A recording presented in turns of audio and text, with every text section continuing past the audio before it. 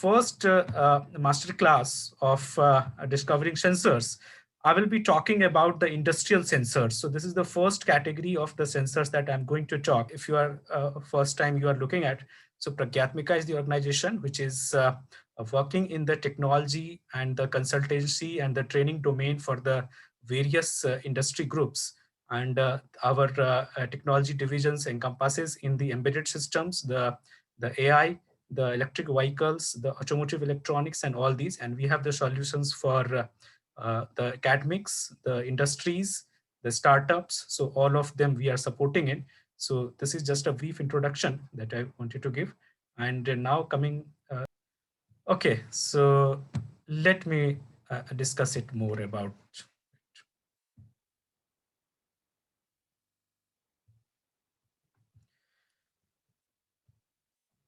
See, it is the nature of a man to remain always evolving. So whatever you do, whatever a man does, always his agenda remains to be in an evolving stage. So just starting from the first stage of industrialization. So we all know that how our mankind and how our civilization in the different parts of the world have grown from the just invention of these wheels to the mechanization and thereafter the water resources were used for the mechanizations, thereafter the steam engines and all these things were used. So that was the first kind of industrial revolution that has happened. And then in the second, so mass production of things have started, like the assembly line has been initialized. The products were, is anyone wanted to talk? Okay. So the products were made on an assembly line and the mass production of things started happening.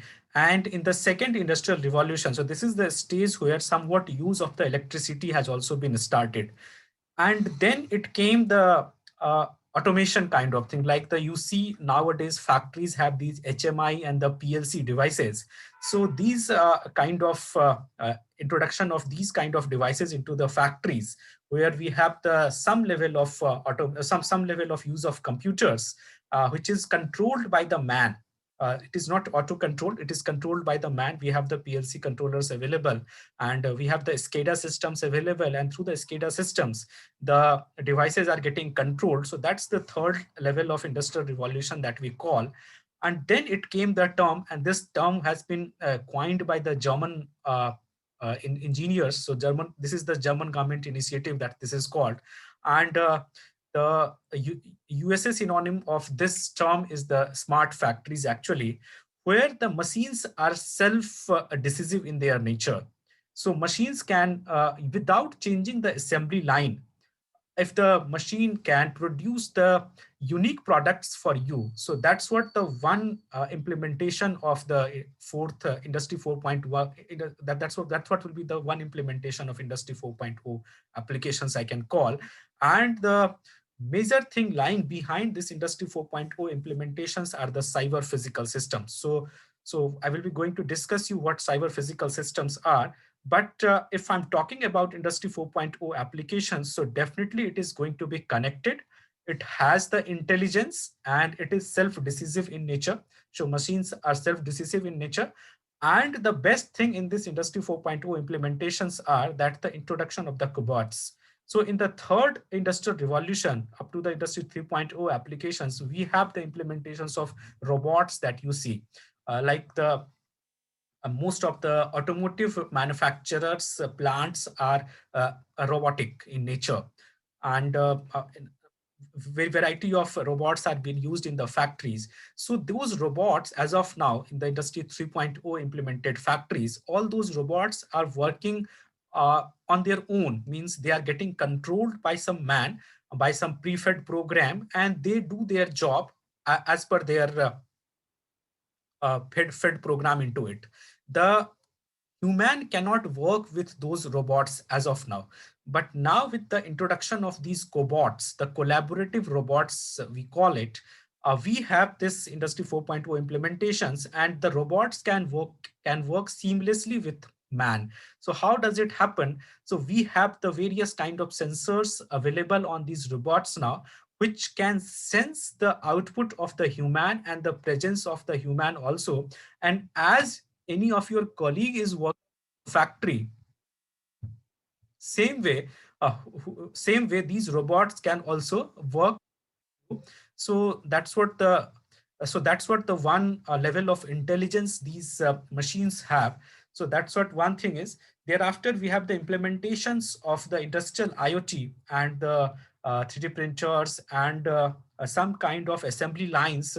So those assembly lines doesn't need to be changed for the production of the unique product. Like let's take it an example that nowadays what is happening that any car manufacturer company is producing cars, like Toyota is producing some cars, and there is a standard design of it. In that standard design, the Toyota is producing cars. That car is being delivered to the distributors, thereafter to the dealers, and thereafter it comes to the showrooms. And based on the features and the liking, you purchase the car. That's what it happens. But think of a situation that uh, somehow you want that I want a special color of car. Like Toyota doesn't produce, for an example, cherry color car, but you want that I need a cherry color car, and whose height, whose seat height should be a little different from the normal car available, and its steering should be positioned in a different way. So that's what some kind of changes that you want. But there is right now, there is a no way that you can convey this thing to Toyota that please produce this car to me. And if you want this type of facilities, then you have to specially order a Toyota, and the Toyota will charge you special prices, and then maybe it can deliver to you. But there is a no special mechanism for it. But think of a scenarios that if some mechanism is available, and you can convey this thing to Toyota, and Toyota, without changing the assembly line, without changing its assembly line, if it can produce, if it can change that customization into his car and can deliver it to you, will it be a thing of interest? Will it be a direct communication with the customer to the factory? And will it be beneficial for the business? if if a customer is directly interacting to the factory and putting his requests and putting his requirements as per his requirement, without changing the assembly lines. I'm especially mentioning this word, that without changing the assembly line, because if the assembly lines are changed, then it will require a huge amount of cost for the production of the product. But if the assembly lines are not changed, so we use the technologies, and without changing the assembly line, if every unique product is being produced in the factory, so is that a beneficial thing? Another example, uh, you go to hotel, right? And like you are fond of traveling and you go to hotels. So, and some of the cities you are very fond of, so you go multiple times to that city. Okay, so I just explained you another example of Industry 4.0 implementation. So you go to various cities, and some of the cities you are very fond of, and in those cities you go multiple times same hotels. So what happens that normally you go to hotel, and you check in your room, you go to reception, you check in your room, and thereafter you goes to your room, and you set the different AC, like AC is there, the uh, the teapots are there, thereafter the waiter calling system is there.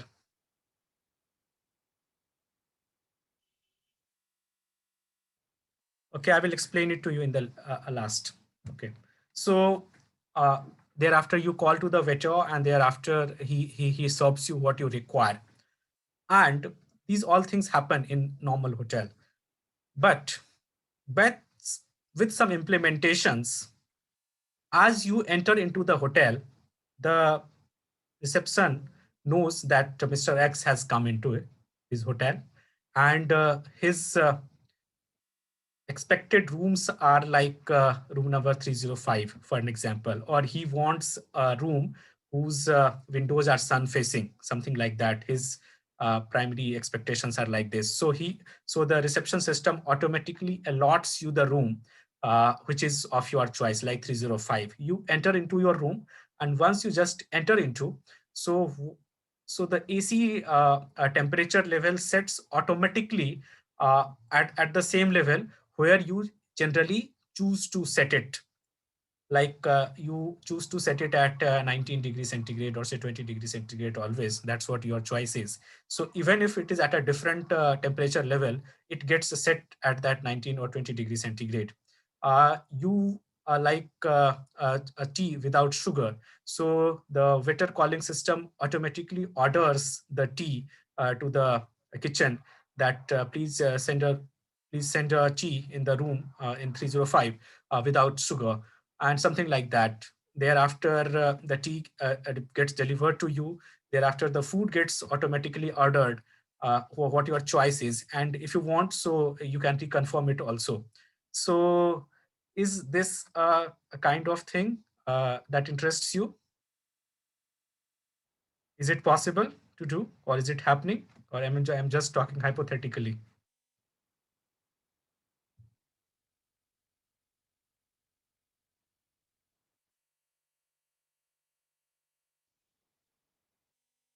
What about others? It could be possible.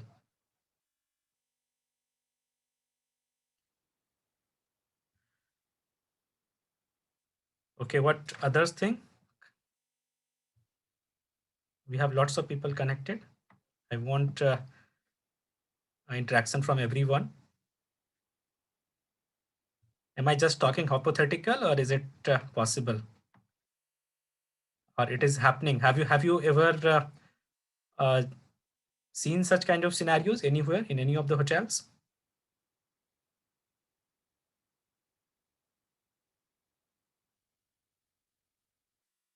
Have you ever felt such kind of scenarios? Okay, so this thing is possible and it is happening, and we are implementing this thing to some of the five-star hotels. We are implementing this thing, and this is one of the example of Industry 4.0 implementation in the hospitality industry. So the first example that I have talked to you in the manufacturing industry, this is the second example of Industry 4.0 implementation in the hospitality industry. Third is like the courier I can talk about. So normally what happens that any courier gets delivered to you, and once the courier boy delivers the packet to you, he updates it in his pad. So and the person who is in the headquarter can collect real-time information, like the Amazon delivery, if I'm talking about. So the Amazon, once the Amazon delivery guy is left from his office to deliver you the parcel, a message gets delivered to you that your parcel is going to come today at this time, and his PIN number is this. You can talk to him in real time. And once the packet gets delivered, once the parcel guy is at your door, you again get a message.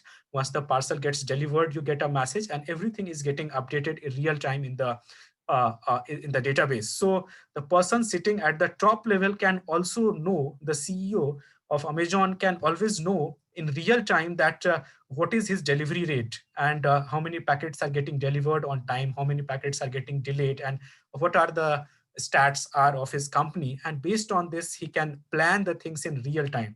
So this is one example of Industry 4.0 implementation in the courier or the delivery industry. So that we have the lots of examples of this industrial revolution. This is not only limited to the factories I'm talking about, but in each of the business scenarios, this thing is possible. And how this thing is possible? So this is the cyber physical systems which is making it possible.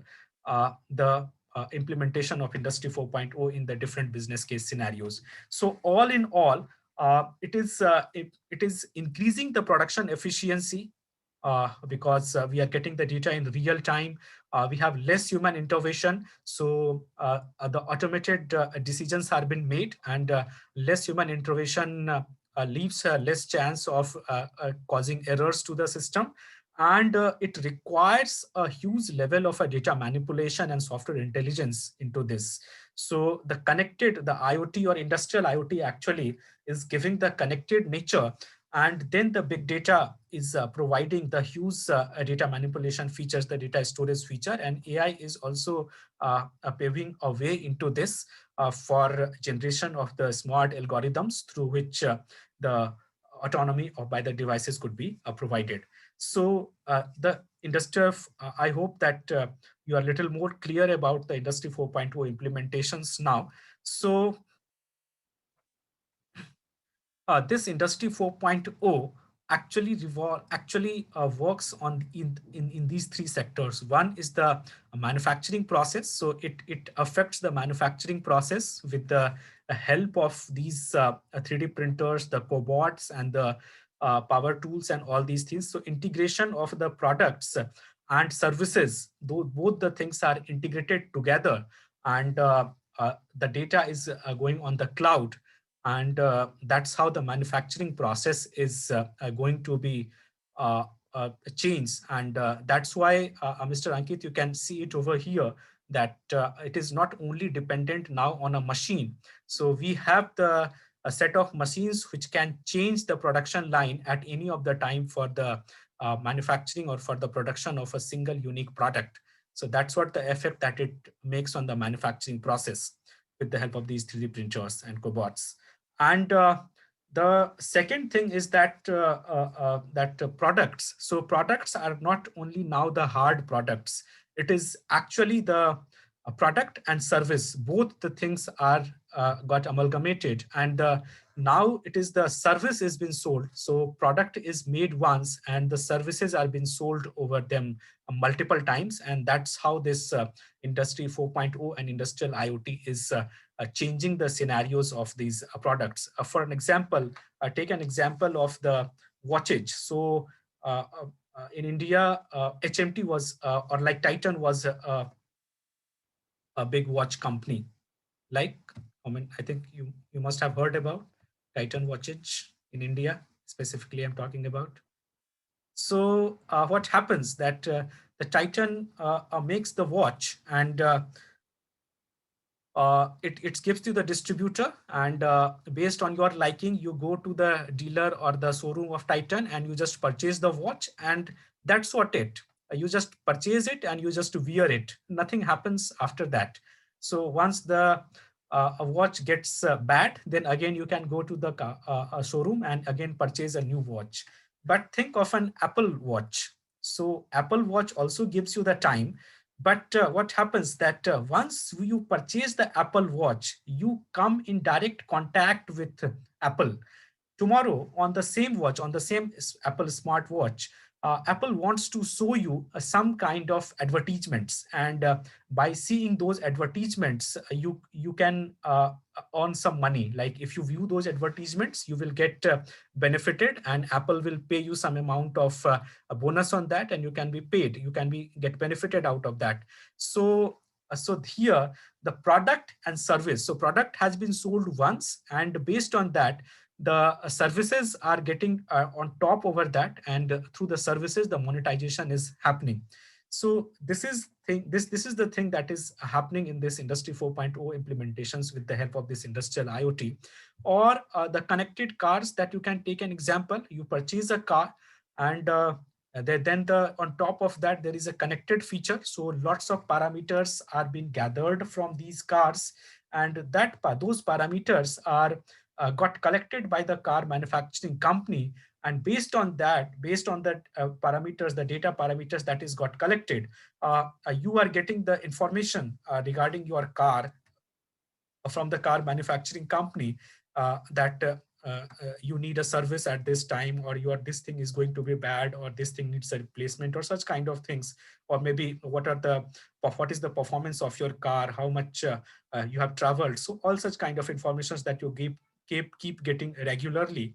And this is the integration of the product into the service, and this thing is one industry 4.0 implementation. So how all these things are happening? So we have some kind of embedded computers into this, because of the processing is required. AI is there for the kind of automating autonomous algorithms to be running over that. And there is a very important thing into this. So what is that important thing is, so those are actually the sensors which play a very important role in gathering the data. So what sensors I can call it. So like human has eyes, ear, nose, all these things to sense the various thing around him. So same like any of the IoT device or any of the embedded device that is put on the network for working of such autonomous functions. So sensors are the eyes and ear and nose of those systems. So that's why a sensor plays a very important role, and selection of a right sensor is a very important while designing these systems. So it exaggerates the manufacturing process, the products, and the business model, because in a normal product manufacturing scenario, we don't have the monetization features. But once the services are being added over the product, so and those services are the digital services, so that can monetize the product later on also, and a new kind of business model could be generated, like the maintenance kind of features, or giving some kind of predictive maintenance or preventive maintenance features to the customers, giving the diagnostic reports to the customers, and based on that some amount could be charged. And so that's how this thing is happening. So actually in a industry 4.0 implementation, we have these connected factories. Our connect products are connected, and all these are leveraging based on the edge computing. So data is gathered in the cloud, but these are the edge computing devices which gather the data, process the data, and through the sensors, the data is gathered, and on the edge computing devices, the processing is happening, and the averaging or aggregation of data is done, and then it is being stored in the cloud in a big data algorithm, in a big data structure.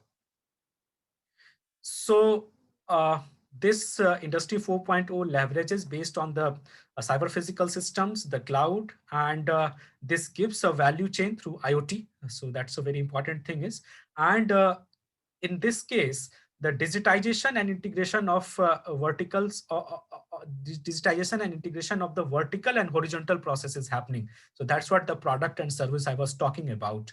And it gives a customer-centric business model, a unique customer-centric business model, where we are producing every product which is unique for him, for the customer, and that is customized.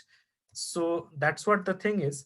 And the first and the foremost thing in this implementation of this industry 4.0 implementations are these cyber physical systems. So this is the three terms: cyber, physical, and system. So cyber is actually your embedded devices. That's the microcontroller or FPGA based devices, which does the task of processing. Thereafter, your uh, physical things. So this is physical is actually the virtualization of your physical things. So like you have the various machines available in the factories, or even in your home also, if I'm talking about. So you have the multiple home appliances are available. So how we can virtualize those devices which is available around us, so through the help of the sensors. So like for an example, you have a fridge in your home.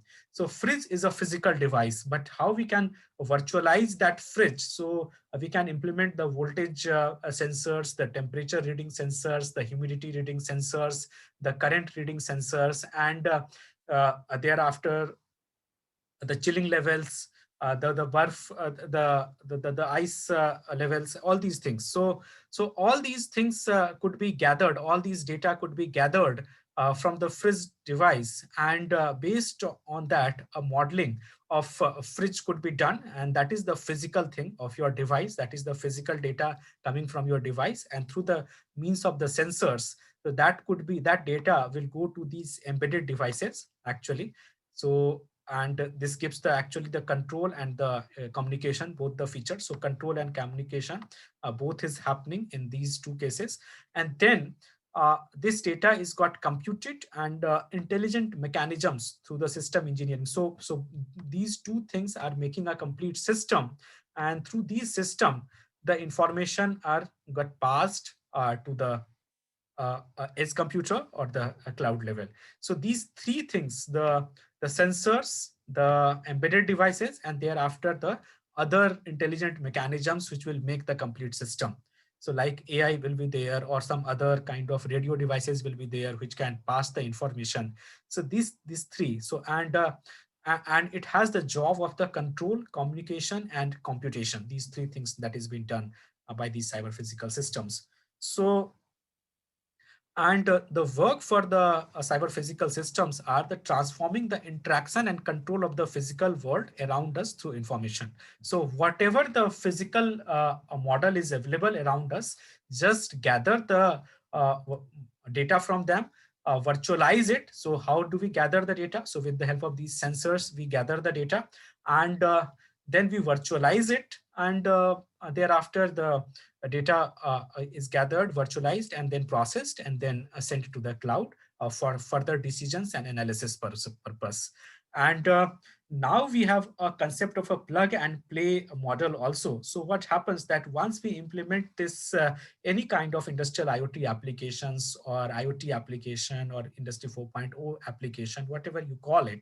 So in all these cases, what happens that right now you are implementing one system, for an example, and you have implemented hundreds of types of sensors in your system. And tomorrow, after an year, you are the vendor and you have got changed. So maybe another vendor will come into picture, and some of the sensors which you have implemented that has gone bad. And because that sensor was your proprietary, because of like some of the sensors you have designed on yourselves, so that is your proprietary, or maybe that sensor which you have used is non-functional now. So a new set of sensor needs to be reinstalled into the system. So we have a concept of a plug and play, that same way like you use a pen drive or maybe the memory cards. So as you any of the pen drive that you take, you just plug it into your computer, it installs its driver on its own, and it starts functioning. You need not to find any kind of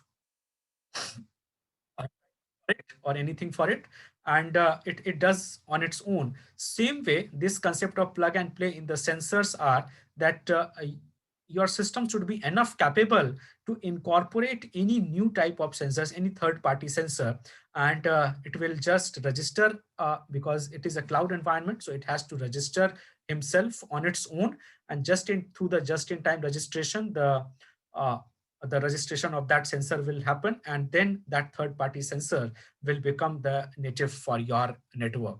So that's what the kind of architecture that we have to follow in this design of these Industry 4.0 cyber physical systems implementations.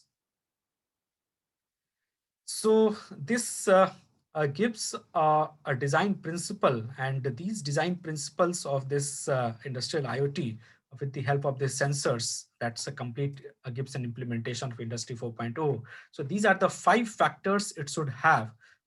So it should be optimized. It should be self-optimized. It should be self-configurable, because these Industry 4.0 implemented factories, there is a no man is there.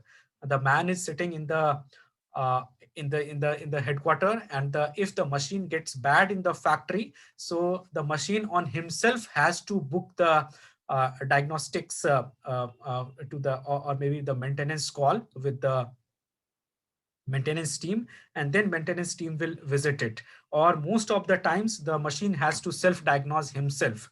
So that's what the kind of optimization features it should have. So the optimization, configuration, and diagnosis, all these things should be done self, and cognition and support. So the support that is with the machine. So any new team comes for the diagnosis of that machine, so the support files should be so well structured, something like that. The data supports and information should be available in such a manner that he has not to run to the other support structure. The machine itself should give the complete information about himself. So that's what the self principle is there in the design of these Industry 4.0 implementations.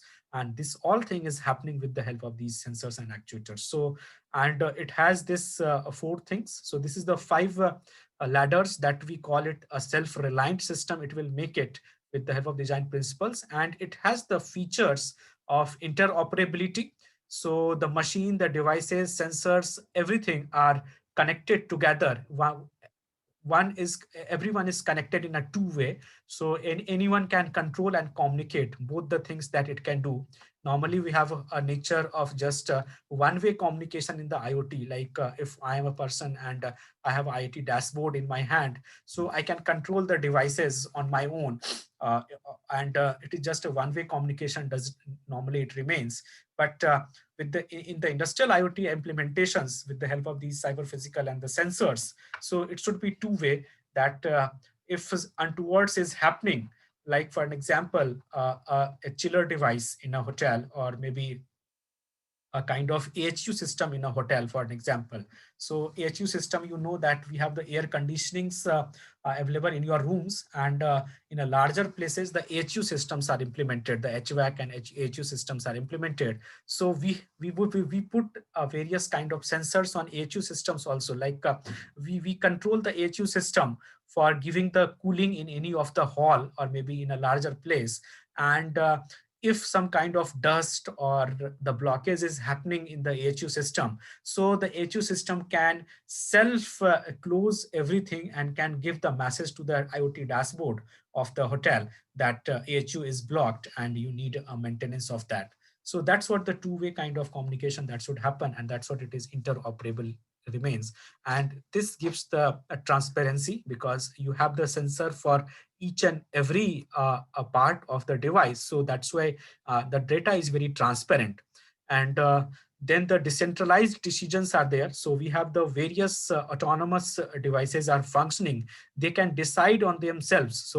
So it is not necessary, like the scenario that I have talked about, the AHUs. So maybe 5 AHUs are there, and one AHU has gone bad, so it can just decide about himself that the blockage is there and I don't have to function. He just communicated to the dashboard control systems, and 4 other AHUs are functioning properly. So they will be functioning. They don't have the blockage, so they will be functioning properly.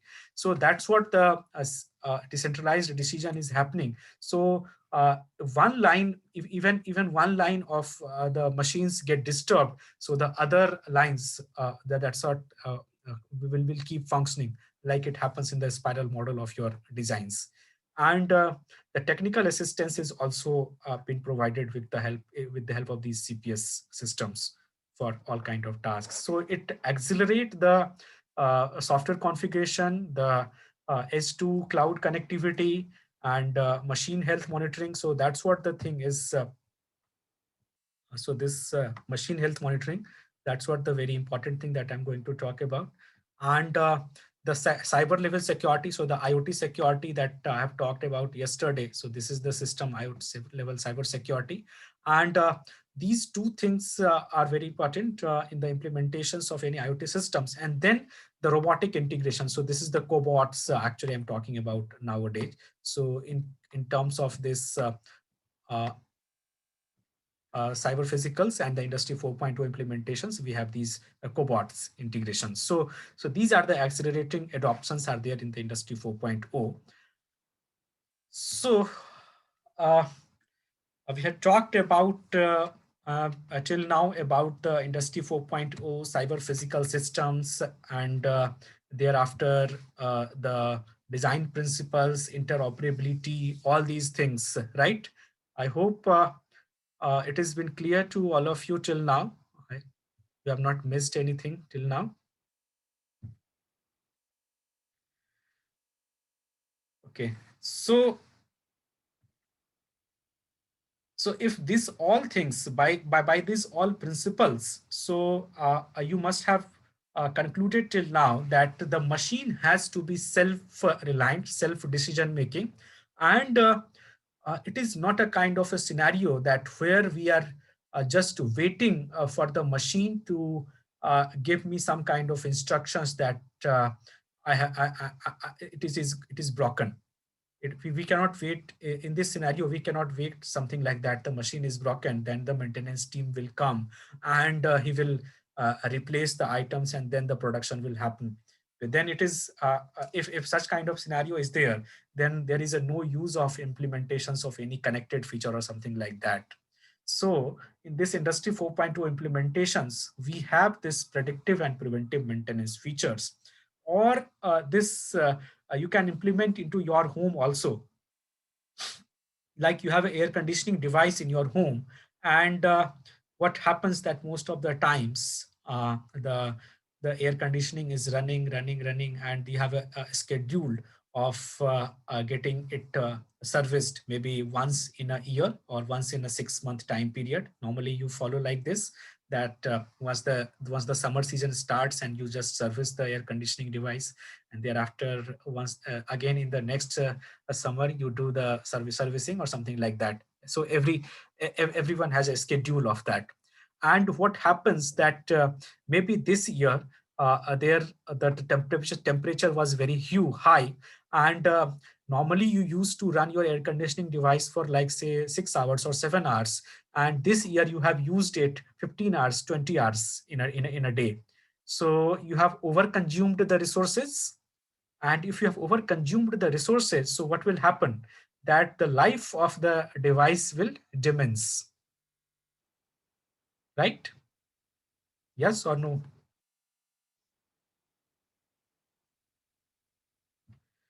So if such thing is happened, if this is happened, so we should have some mechanism so that we can know in advance that when the machine is going to be bad. Because this I have talked a scenario of your air conditioning device in your home. Maybe it has gone bad, and you can live maybe in a temperature for a day. In the meantime, the AC is got repaired. But think of this scenario in an automated factory where we didn't get any information and the machine has gone bad, and that remained bad for maybe 2 days or 3 days or even for a week because the maintenance team is not available. So it will hold the production for quite of thousands or millions of the products. Maybe if it is a huge factory, so it can hold the production for the millions of products in these in this a week. So that's why this Industry 4.0 implementation gives us an edge over the maintenance also, and that's what this predictive maintenance thing is come in the terms. So normally, historically, we have a run to break, and that is called the preventive maintenance. So we keep waiting for the machine to get bad, and once the machine get bad, then we just service it, or we have a schedule of the servicing just for the prevention kind of things, that the machine should not go bad, like every 3 months or every 6 months. So you do the servicing of the machines, and that keeps running. But this is not a guarantee that the machine will not go bad. If you have overutilized it, or maybe after some years of the working of the machine, the life cycle of the parts has gone lower, and now the efficiency will not remain that huge. So that's what the preventive maintenance doesn't guarantee you always, that you will always have a seamless production running. But if we are continuously monitoring the devices, if the machine is just monitoring itself continuously, then it can know in advance. We can know in advance that when the machine is going to be bad, and that's what the predictive maintenance term is. And this predictive maintenance term is done through the conditional based monitorings, the condition based monitorings, the CBM. That is the standard term for it. And for implementation of this CBM, these industrial sensors, which I'm going to talk about, is used much.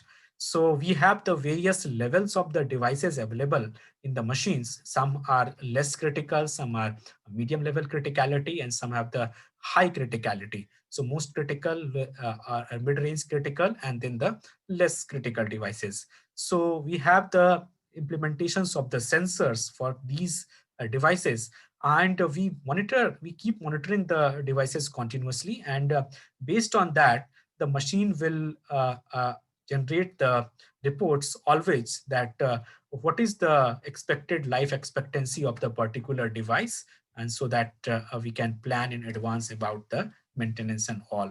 So this is I'm little more explaining that how the CBM is implemented.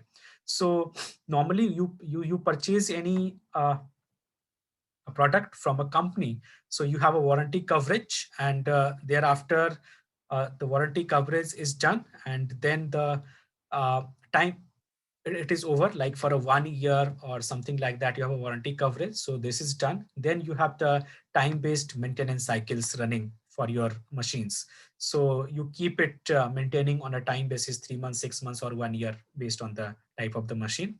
And then after some time of maintenance, like you have used it like this in say 5 years or something like that, you're giving the time-based maintenance, then it comes at a potential failure, that the machine can go bad anytime, and then it starts failing.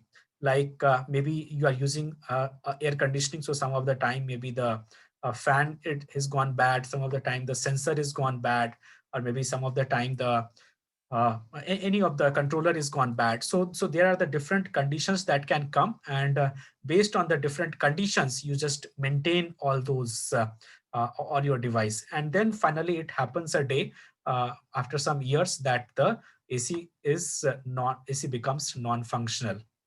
So this is a generic life cycle that happens with any of the product, whether it is your air conditioning device or any of the device or any of the machine in the factory. Do you agree with this?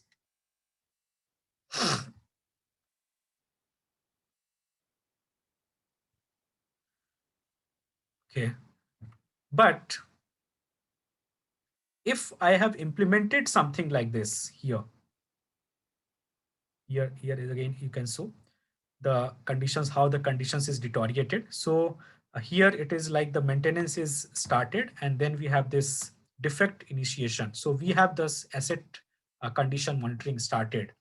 So once the time-based maintenance has started, so that it is on the verge of potential failure, then the different conditions what it can come with any of the machine, like the vibration is increased.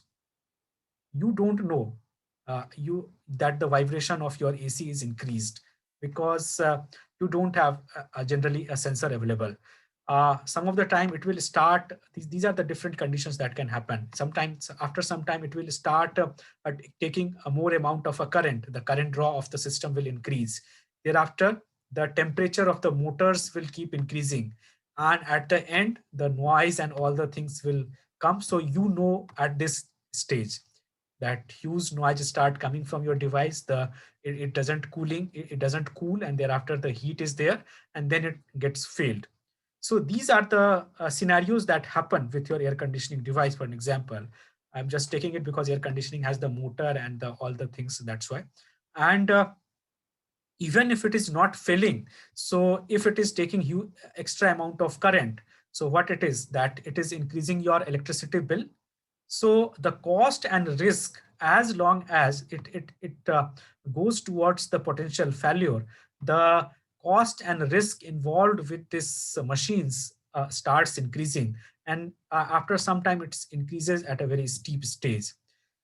So if we have some way of monitoring of all these things, these vibrations, the current draw, the temperature monitoring, thereafter the acceleration, thereafter the inclination. So there are the multiple factors are there. So if I have to monitor all these things by some way, if I can monitor all these things by some way, and that is the different conditions are there. So that's why this is the condition-based monitoring solution cycle, I call it, and this is the industry term. So if I can monitor all these things, so I can know in advance that what is the life expectancy of my device is, and if something needs a replacement in advance, so that I can replace in advance, and the machine will keep functioning normally. So this is the AC is just a smaller example, but on a larger perspective, you think it on any of the a big machine in the factory, on any of the assembly line in the factory, that how big this scenario can happen. So for the condition-based monitoring solutions, we have the sensors available. These sensors monitor these different conditions, and we have these embedded softwares, algorithms, all these things are there. So the sensors, the embedded softwares, the algorithms, and then the mechanical system design. So all these four elements make a complete condition-based monitoring solutions. And the system level diagnostics, so the diagnostics, so the eyes and ear feature for these predictive maintenance, that has been provided by these sensors. So a CBM is not only a sensor solution, it is a complete solution which involves the cyber physical systems and the sensors, and it has the various physical parameters to gather. So like for an example, we have the mechanical noise sources. So like you have a motor, and the misalignments may happen, imbalance the a machine. Thereafter, you have the bearings available and cavitation. So in the bearings will not functioning normally. So this is the in the gearbox. So you can see the problem. So some kind of it is not picking it, and some kind of friction is just started happening on the gearbox, and that can cause a cavitation, and that cavitation can also be sensed. And because the cavitation, if the cavitation starts happening uh, in this devices, so that can lead to fail of the motor gears. Thereafter, so these are the mechanical things. Thereafter, electrical parameters and the magnetic parameters are there. So in the motor, we have the magnetic field. So what is the flux of the motor is there. So that we can measure continuously. And if the motor has started losing the flux, so it means the performance of the motor is going bad. The current draw of the motors. So this thing, thereafter the temperature of the motor. So if the temperature of motor is going to increase, so increasing temperature means the motor is taking excess amount of a current. And if it is taking excess amount of a current, so at first it is increasing your electricity bill, and secondly it is the performance of the motor is going to be bad. And thereafter the acoustics are also measured. So the vibration and thereafter the sound that is coming out of the motor. So we have these condition based monitoring techniques for the different conditions. And here the sensors are used. So the sensors which is used here are actually the industrial sensors called. So actually I just reveal the word what the industrial sensor specifically today that is the agenda is. So the sensors you all know, I think. So I don't need to give the definition or example of the sensors. You all of you have used maybe the sensors in some of your applications, or you can find the definition in Google. That's not the agenda to talk about, but the sensors, just in a nutshell, the sensors are the devices which can read the physical parameters from all around you. So if I have the machines, what the things that I'm talking about, so it has these physical parameters. We have the magnetic fluxes, the voltage, the current, temperature, all these are the physical parameters. And in my system, I need some mechanism through that I read these physical parameters. So sensors are the devices through which I can read these physical parameters. So so the kind of devices which is required to implement to read the various implementations of these kind of industrial applications are the categories of industrial sensors are. And here are the some categories which I have mentioned over here, like temperature sensors, the current sensors, the proximity, the light sensors, humidity, occupancy, gas. So these are the different categories of industrial sensors are there, which is used in various scenarios. Before I move ahead, can I know that uh, which type of sensors have you, if you have used any type of sensors, can you name some few sensors if you have used before in this category? Anyone? Okay, you have used the IR and PIR sensors. Temperature you have used. Okay. What about else?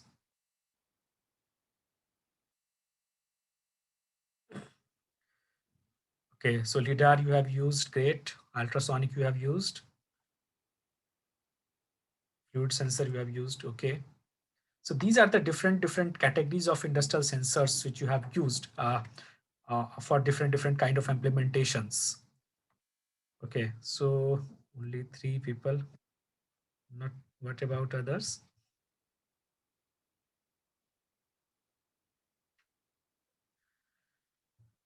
Okay, so not an issue. So today here I'm talking you first about the proximity. So there are the various kinds of sensors are there, but there are the 2-3 important sensors that I'm talking in this session. So first is the proximity sensor. So, and that's proximity sensor is actually nowadays very important to talk in this in these days where we have to maintain the social distancing.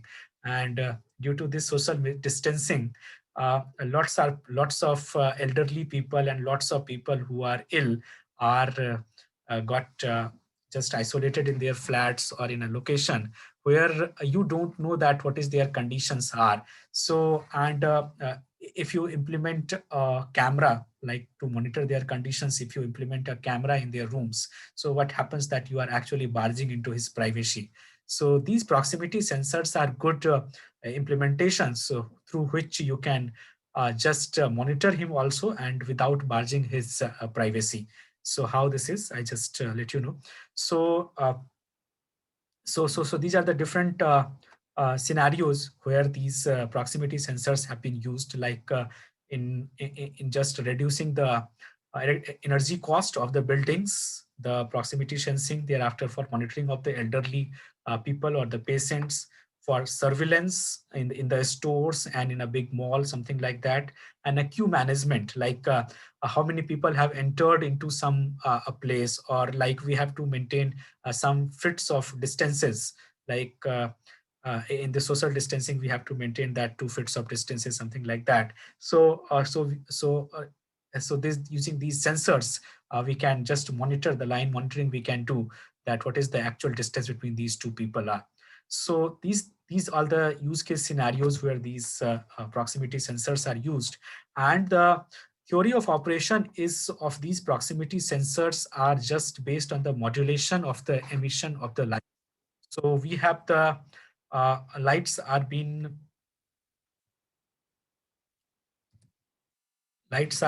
uh, uh, uh, thrown in a modulated way from the sensor, and there is if the object is there in front of the sensor source, so if object is there in front of that light source, so the reflection will happen. So this is the IR or ultrasonic or laser beams that is being thrown in these modulated way, and if the object is there, so it will reflect it, and based on the reflection there will be a phase delay, because if the object is there, so it will reflect and there will be a phase delay, which is you can see it over here, that we have a phase delay. So this is the modulated light source that is being thrown from the sensor, and then the reflection that has happened, but some of the amount of the wave which is being sent has been absorbed by the object and rest has been reflected by, and this is the delay that will be caused. And just by calculation of these phase delay, first we measure the angle, because I'm just coming to that how do we make the 3D implementations. So we can measure the angle of the reflection that this is a one source that I have shown you, but we can just throw multiple pulses from the sensor, and based on the reflection we can measure that from which angle the reflection is coming.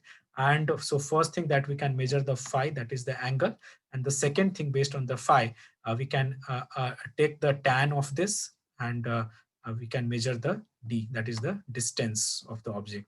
So if the object is moving, that we can also know, because normally if you have implemented the IR sensors or ultrasonic sensors, so what happens that you can just know that whether any object is there or not, if it is moving or whether it is moving or not, or if it is just stand still. So these differentiations that you cannot get through these just IR implementation of just a single IR or sensors.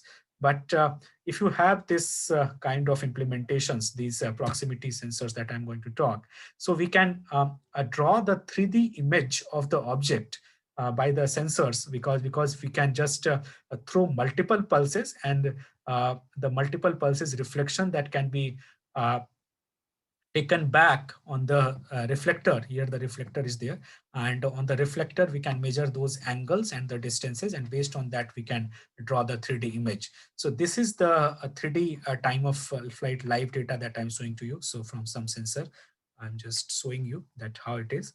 So this is based on implementation of the IRs only, but this is a 3D flight, 3D time of flight data.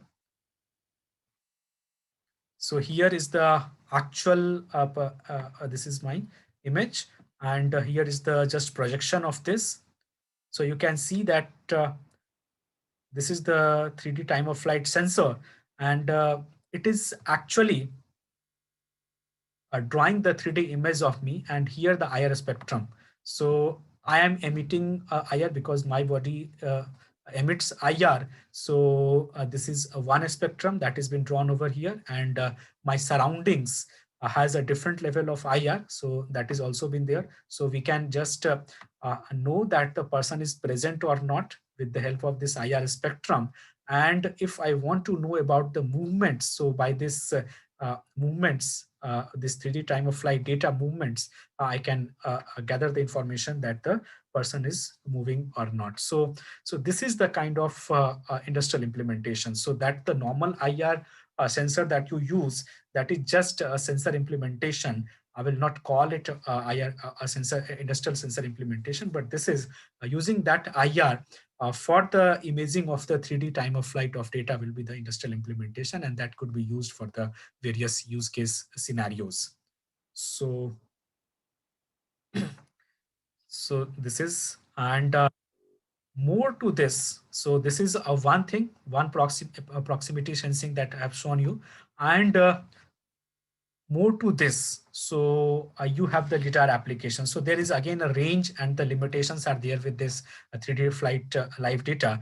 And if you have to measure the longer distances or some more complex operations that you have to see about, so then we have this industrial lidar applications are there, and you have used it also, Andrew. So you can tell it. You have an experience on this. So it is a 1D or 2D or flash. So there are the three types of lidar applications that we use. So normally, which with the help of these IR and laser sensors that we use are the single 1D implementations that we see over here. So we can just know about the fill level, that is the in this coffee machine. We can just know about the fill level. That's what you can do with the help of the IR and ultrasonic also, or a laser, normal laser sensor also. And like here it is for used for the positioning of heads of any of the machine, or like here it is the positioning for this pickup machine to place something onto the. So here it is. So it is a kind of automotive implementations of that lidar is.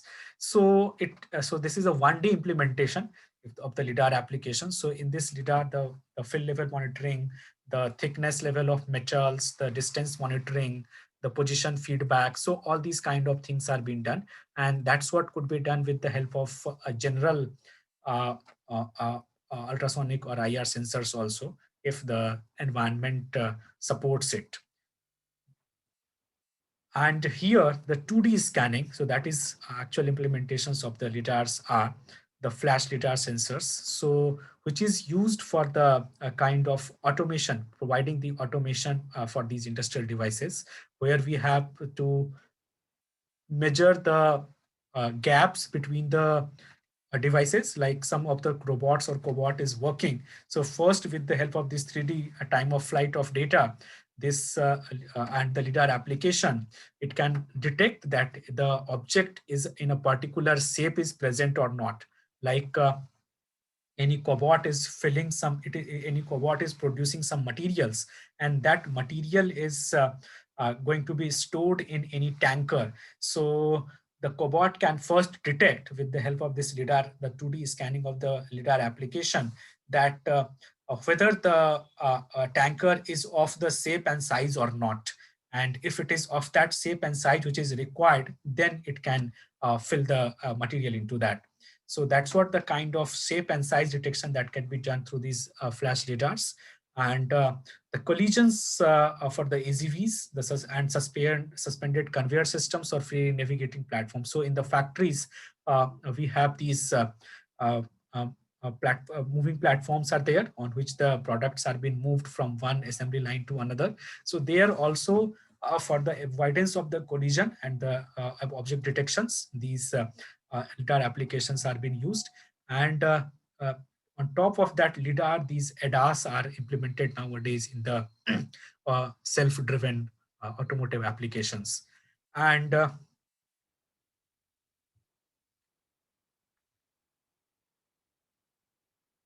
yes, exactly. So, and these lidars can also be used for tracking. So in this 3D time of flight, I have shown you that 3D time of flight, that it can detect the object, that whether it is present or not, and it can give you the 3D imaging of that.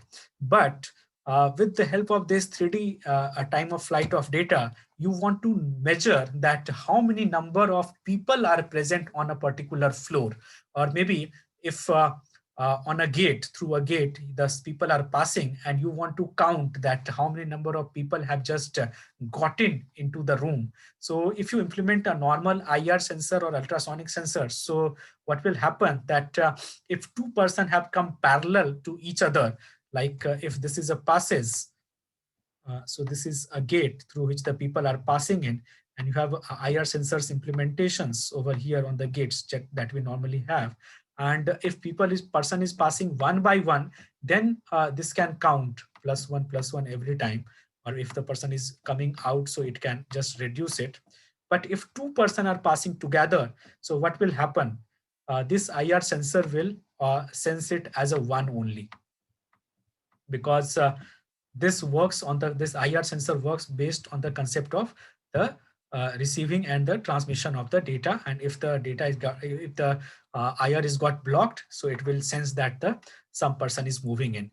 But if we have the 3D implementations, if we have the some mechanism through which I just sorry, I just put some kind of here I have just put a 3D type of flight data sensor and enabled with a LiDAR, because 3D time of flight data sensor has some limitations, and together it works for the kind of a tracking kind of application. So then even the two persons will come together. So the separate 3D imaging of the person will be generated, and it will be counted as a two. So that's what this 2D scanning or a flash lidars application does, that it can detect the completely the every person as an individual. So that's what is being used. And this is the person example that I have shown you, but this is the same thing that is being used in the product counting, like the how many number of products have been passed through assembly line, or how many number of products have been produced. So all these things are being just calculated through these a 3D time of flight and the lidar sensors available. And then it has been fed to the AI models for the modeling, for the calculations of the data, or for the prediction of that how many number of products can be produced in one day, or maybe like we have the data for 1 hour, and thereafter based on the AI modeling, so we can know that how much could be produced in a 1 day, or a 1 month, or a 1 year. So if this is the kind of scenarios, these are the sensors that you have to implement. So from where you can find these lidar sensors. So just for that, we have this a semiconductor available. These sensors are available, and the good quality sensors that's from the On Semiconductor. So this is onsemi is a semiconductor company which makes available the various categories of the ICs and the sensors, and the LiDAR, good quality of LiDAR sensors and the 3D time of flight sensors are available from the onsemi, and it is available worldwide. You can go to their website onsemi, and you can find this and this is what I have mentioned it over here, that for the 3D time of flight sensors, so this is what the implementations are. The single photon avalanche diode. So this is for the 1D implementations. So if you have to just implement, if you have to just implement a single point, if you have to just detect a single point 1D implementation, if you have to do, so then this is a SPAD, a single photon avalanche diodes, the sensors are available. And this is actually the part number, the micro RB 10020 MLP SIP PM sensor. So this is for SPAD. This is for single photon avalanche. And what happens that in this, so this is the biasing voltage, and this is the reverse biasing voltage. And the the current, once the object is got detected, once the photon is got detected, so the avalanche current increases, because the avalanche is actually the huge amount of current that comes to the diode, and that's what is been counted as a single pulse, and that's what the time or count pulse that happens. So this is the graph that comes from these this avalanche, and we can know that the person or anything, any of the photon is got detected. So based on that we can give the count of the person. And if we have the multiple SPADs are connected together in a parallel, so then it makes a silicon photo multiplier. So if this happens, so this gives the analog output. So here it is a digital output it gives. The SPAD gives the digital output.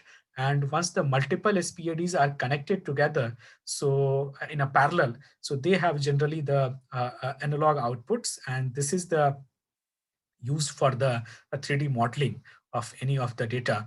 And here the different analog data that comes. So this is the angle and the distance measurement. So that comes in the terms of the voltages, and those voltages are got converted in the form of those voltages are being fed to the ADC converters in the microcontroller, and based on that you calculate the distances and the of the different objects. So that's how it works. So these are the two types of 3D types, 3D time of flight sensors are used: the single photon avalanches and the silicon photo multiplier. So this has the analog outputs, and this has the digital outputs.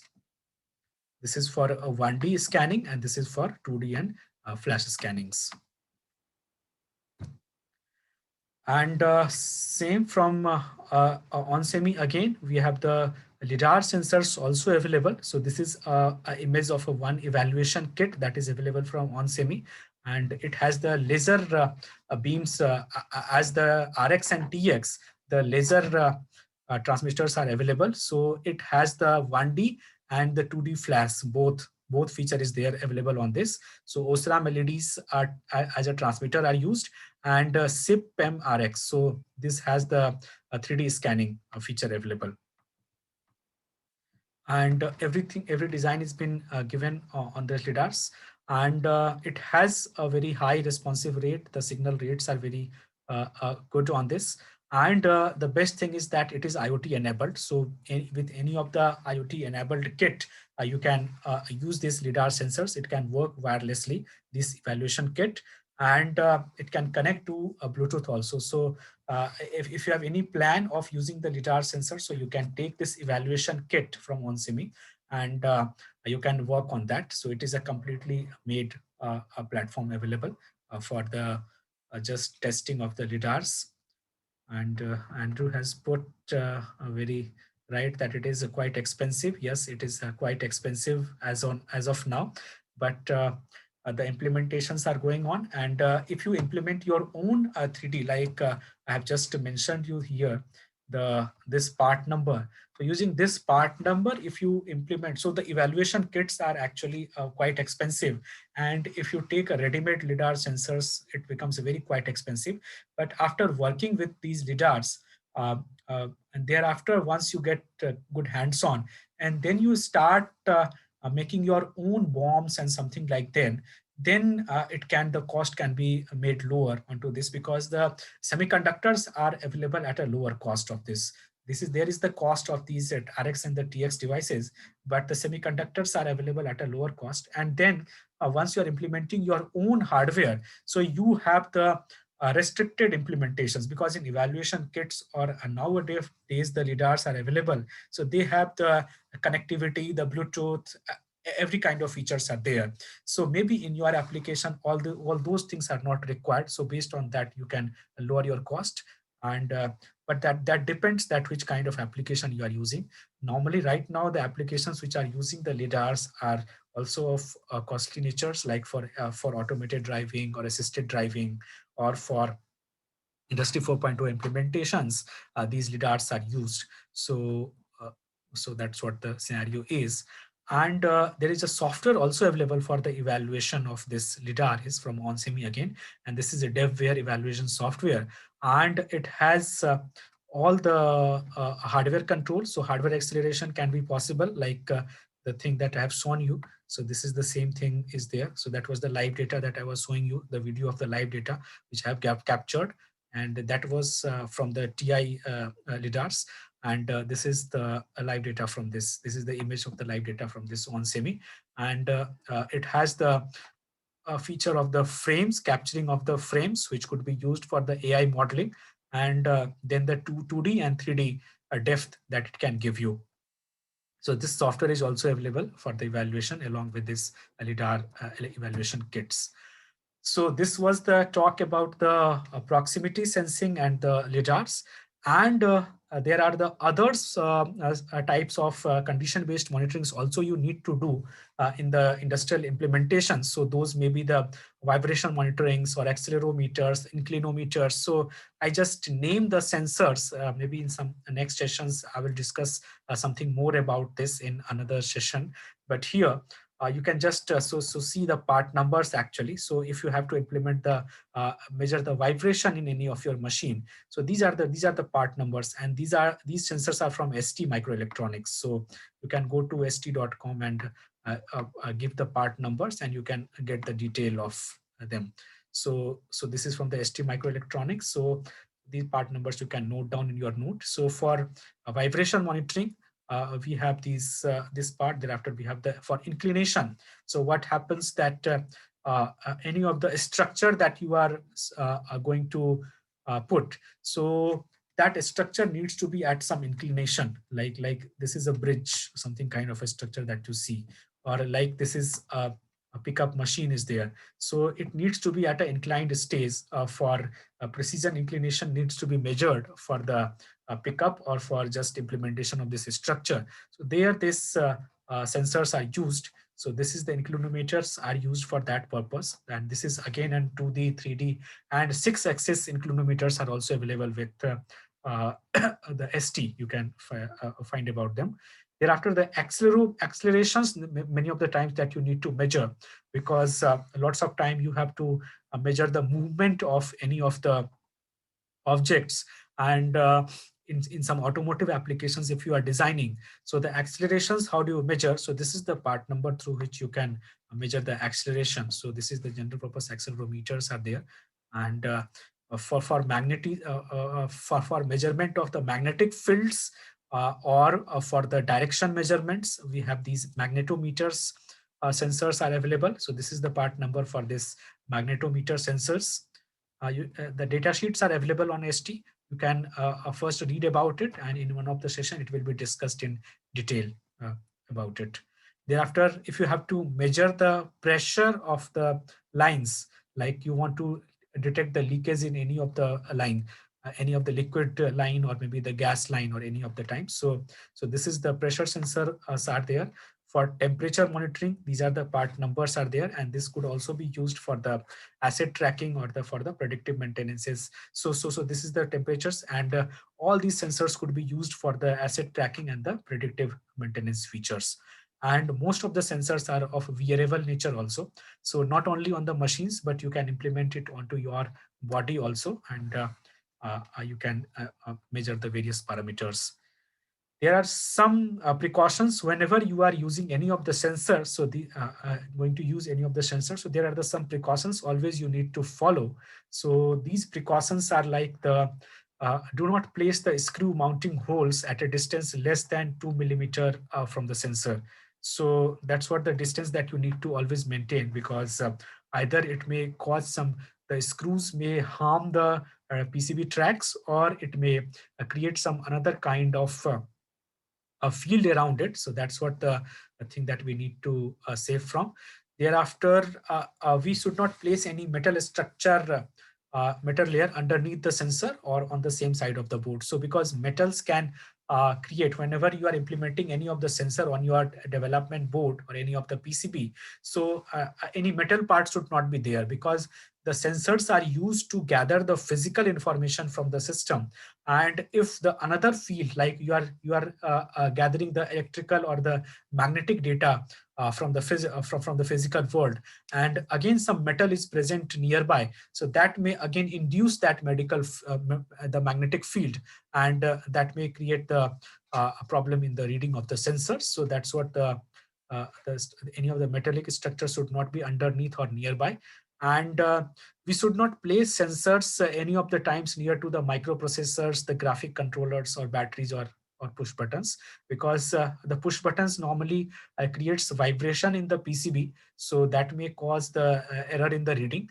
And secondly, that if you push place it near the microprocessors or microcontrollers, so microcontrollers are working at a different frequencies, and that is fed via these oscillators, so that may also cause the reading of the data go bad from the sensors. And maybe your sensor is also is reading some kind of electromagnetic interfaces or electromagnetic data, or the physical data or some heat data or something like that. So if the microprocessor is exposed to those parameters, so that may create the bad functioning of the microprocessor. So that's why it is not suggested to place the sensors near the hotspots of your PCB. And the tracks which you need, which you draw for the connection of the sensors with your controllers, so it should be symmetric in nature, so that the even amount of current should flow into your system. And always whenever we are implementing the power supplies, so power supplies should be decoupled with some capacitors, maybe starting from the 100 nanofarad to the 10 microfarad range, so that the power glitches should be suppressed. And if any kind is happening, so at least we should suppress it and reduce the ripples. And for that we may try to put the sensor as near as to the supply line of the device. So these are the precautions that we should follow.